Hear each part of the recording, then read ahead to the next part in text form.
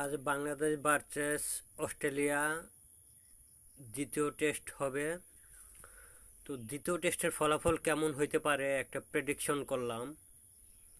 আমি একটা আইডিয়া করলাম যে বাংলাদেশ যদি প্রথম ব্যাট করে তাহলে 150 রানের নিচে অল আউট হবে বাংলাদেশ, এবং বাংলাদেশ ইনিংসে হারবে, এবং এক ইনিংস এবং একশো প্লাস রানে হারবে।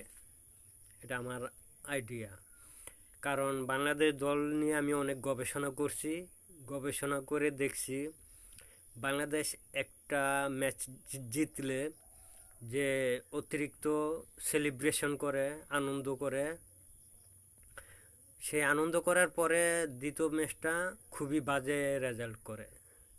সেরকমই হইতে পারে আজকের ম্যাচটা, যে বাংলাদেশ 150-র নিচে অল আউট হয়ে যাব, এবং অস্ট্রেলিয়ার যে রান করব সেই রান বাংলাদেশ দুইবার ব্যাট করেও করতে পারবো না। তার মানে বাংলাদেশ এক ইনিংস এবং 100 প্লাস রানে হারতে পারে। ইনিংস প্লাস 100 প্লাস রান, এমন হইতে পারে ফলাফল। ওকে ভাই, দর্শক ভাই, আপনারা কি মনে করেন কমেন্টে বলেন প্লিজ।